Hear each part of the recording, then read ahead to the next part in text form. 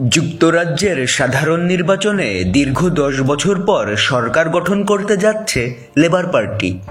Labour পার্টির এই সরকার গঠনের ফলে লন্ডনে থাকা বিএনপির ভারপ্রাপ্ত চেয়ারম্যান তারেক জিয়ার যুক্তরাজ্যে থাকা অনেকটাই অনিশ্চিত হয়ে পড়েছে। এমনকি তারেক রহমানকে যে কোনো সময় বাংলাদেশের সরকারের কাছে ফেরত পাঠাতে পারে যুক্তরাজ্যের নতুন সরকার। লেবার পার্টি দীর্ঘদিন ধরেই তারেক জিয়ার যুক্তরাজ্যে থাকার বৈধতা চ্যালেঞ্জ করে আসছিল।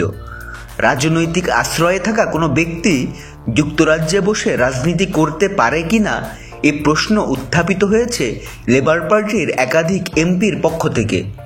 এদিকে যুক্তরাজ্যের পার্লামেন্ট হাউস অব কমন্সের নির্বাচনে টানা চতুর্থবারের মতো বিজয়ী হয়েছেন বাংলাদেশের জাতির পিতা বঙ্গবন্ধু শেখ মুজিবুর রহমানের নাতনি টিউলিপ সিদ্দিকী।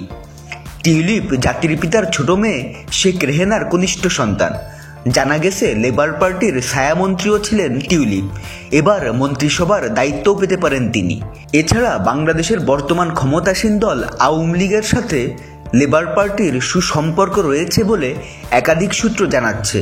ফলে বিএনপির ভারপ্রাপ্ত চেয়ারম্যান তারেক জিয়াকে খুব শিগগিরই দেশে ফিরিয়ে আনা সম্ভব বলে মনে করছেন সংশ্লিষ্টরা। অন্যদিকে তারেক জিয়াকে দেশে ফিরিয়ে আনতে জোর কূটনীতিক তৎপরতা ও আইনি কার্যক্রম একই সাথে চলমান রয়েছে বলে জানিয়েছেন প্রধানমন্ত্রী শেখ হাসিনা। এর আগে তারেক জিয়ার বিরুদ্ধে অর্থ পাচারের অভিযোগ উঠেছিল, কিন্তু সেই সময় অভিযোগের তদন্ত করেনি তৎকালীন কনজারভেটিভ সরকার। তারেক জিয়া সেখানে একটি কোম্পানি খুলে অবৈধভাবে লেনদেন করেছিলেন।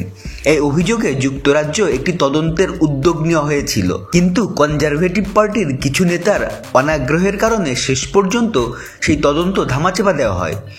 ব্রিটিশ পার্লামেন্ট এ নিয়ে লেবার পার্টির 3 জন সদস্য বক্তব্য রেখেছিলেন। লেবার পার্টির অভিবাসন নীতিতে 3টি বিষয় সুস্পষ্টভাবে উল্লেখ করা হয়েছে। প্রথমত, কোনো দণ্ডিত ব্যক্তি যেন যুক্তরাজ্যের ভূখণ্ডে থাকতে না পারে। যে সমস্ত দেশ থেকে তারা অপরাধ করে এসেছে সেই সমস্ত দেশের সাথে চুক্তি করে দ্রুত তাদের ওই দেশে ফেরত পাঠানোর নীতিটা বিশ্বাস করে লেবার পার্টি। দ্বিতীয়ত, লেবার পার্টি মনে করে যাদেরকে রাজনৈতিক আশ্রয় দেওয়া হয়েছে তা একটি মানবিক আশ্রয়। রাজনৈতিক আশ্রয়ে থাকা কোনো ব্যক্তি যুক্তরাজ্যে বসে রাজনৈতিক কর্মকাণ্ড পরিচালনা করতে পারবে না।